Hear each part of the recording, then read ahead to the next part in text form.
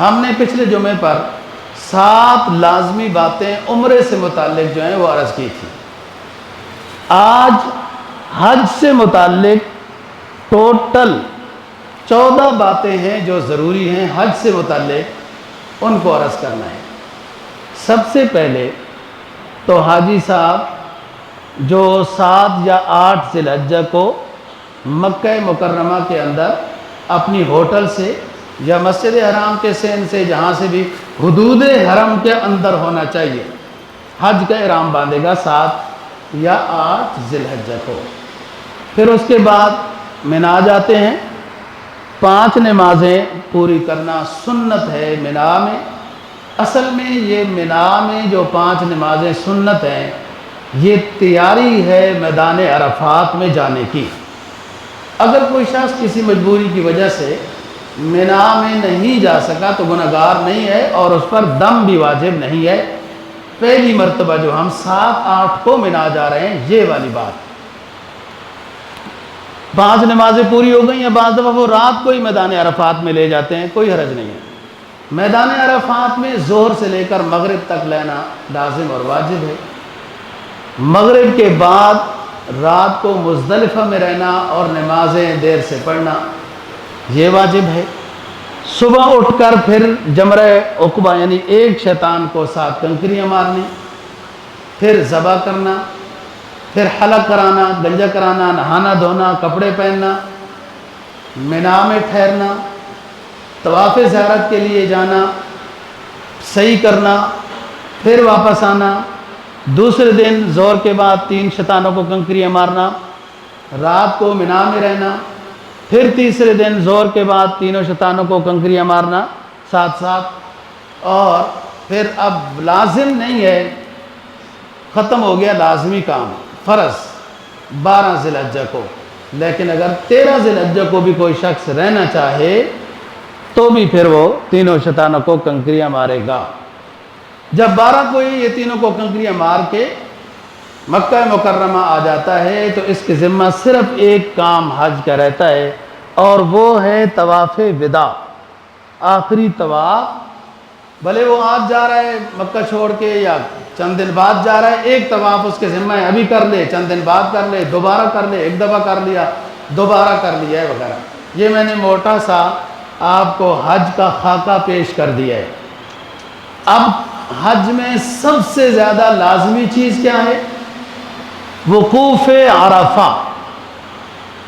اگر کسی شخص کا وقوف عرفہ رہ گیا تو حج کی کوئی صورت نہیں ہے، اگلے سال اس کے ذمہ حج کی قضا ہے۔ 9 ذی الحجہ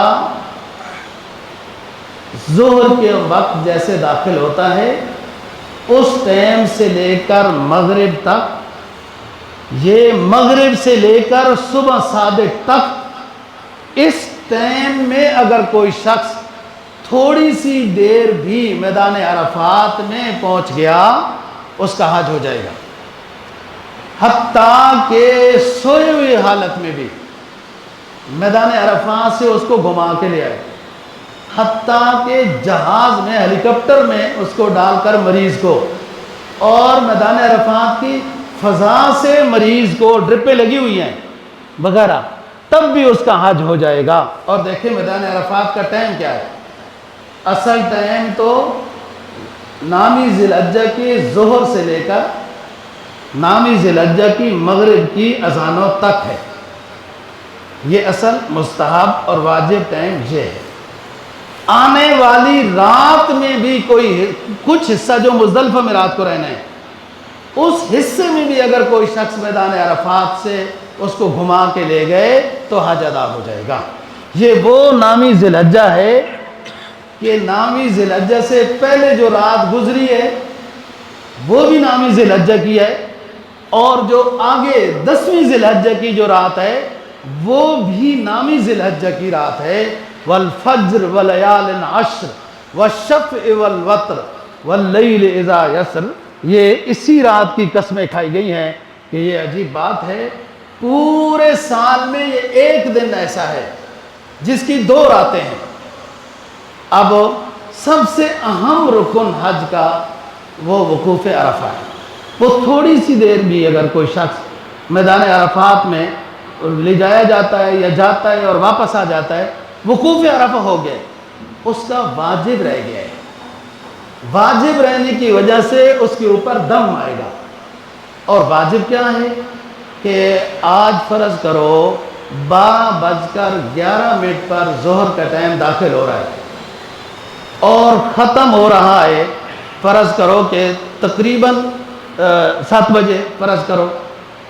یہ جو 12:11 ہے، یہاں سے شروع ہو کر مغرب کی اذان تک میدان عرفات میں ٹھہرنا، یہ اتنا لمبا عرصہ ٹھہرنا یہ واجب ہے۔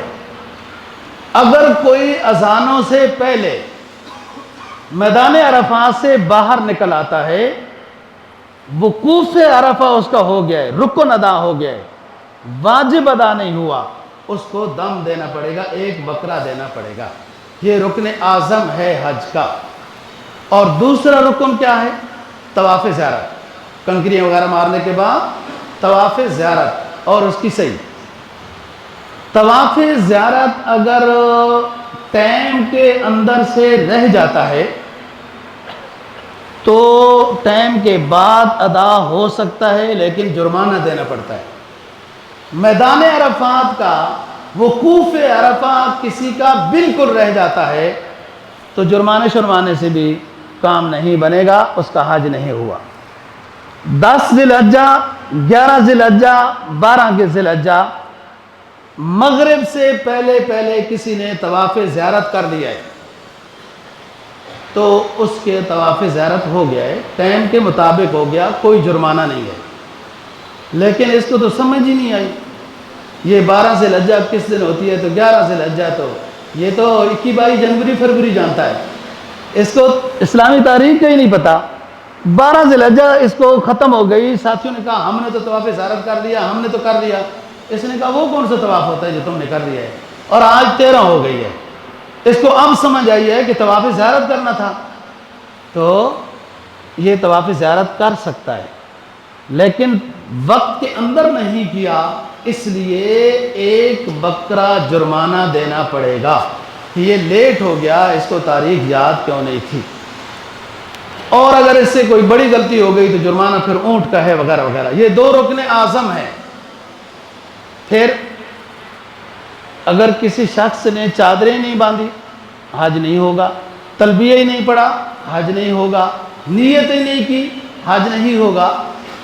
تو یہ بھی ضروری، یہ شرائط میں سے ہیں۔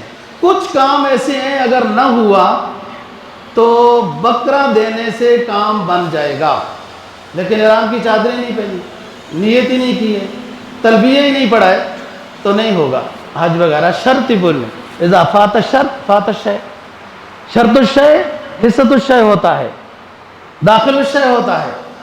وہ شرائط نہیں پوری تو چیز نہیں ہوتی۔ نماز کی شرائط میں سے جگہ پاک ہونا، وضو کا ہونا، کپڑے کا پاک ہونا، قبلے کا رخ ہونا، قبلہ رخ ہونا، وقت کا ہونا، یہ شرائط ہی جب نہیں پائی گئی ہیں تو چیز ادا نہیں ہوتی۔ تو 8 یا 7 یا جیسے وہ بعض دفعہ اعلان کرتے ہیں، کوئی اس کے اوپر ناراض نہیں ہونا چاہیے۔ احرام کی چادریں پہنے، نہا دھو کر پاک ہو کر، پھر اس کے بعد حج کی نیت کرے حدود حرم میں، اور تلبیہ پڑھے۔ جس کی طرف سے حج ہے اس کی نیت کرے، اپنا حج ہے تو اپنی نیت ہے، نفلی ہے تو نفلی ہے، کسی کی طرف سے ہے تو وہ، یہ اب 3 کام ہو گئے۔ نہا دھو کر پاک ہو کر احرام باندھ لیا چادریں، نمبر 2 نیت کر لی ہے، نمبر 3 تلبیہ پڑھ لی ہے۔ پھر اس کے بعد مینا جانا واجبات میں سے نہیں ہے، سنت ہے جو شروع میں جاتے ہیں۔ میدان عرفات میں زور سے لے کر مغرب تک ٹھہرنا یہ 4تھا واجب ہے۔ اور نمازوں کی بات ہم نے اس دن درس میں بھی کی، خیمے میں پڑھ لیں، دونوں اکٹھی پڑھ لیں، مسجد نمرہ میں چلے جائیں اکٹھی پڑھ لیں، علیحدہ پڑھ لیں، 2 پڑھ لیں، 4 پڑھ لیں، کوئی اس میں جھگڑے کی گنجائش نہیں ہے۔ اب آگئے مزدلفہ میں۔ مزدلفہ میں رات رہنا، دیر سے مغرب اور عشاء جماعت کے ساتھ پڑھنا، اور پھر ادھر ہی ٹھہرنا، یہ واجب ہے۔ اور اس واجب کے ساتھ جمع تاخیر واجب ہے، جمع تاخیر۔ جمع تقدیم میدان عرفات میں زور کی نماز میں ہی ہم عصر بھی پڑھ لیتے ہیں اگر امام کے ساتھ مسجد نمرہ میں جا کے وہاں پڑھیں، اچھی بات ہے وہاں جائیں، لیکن ضروری نہیں ہے۔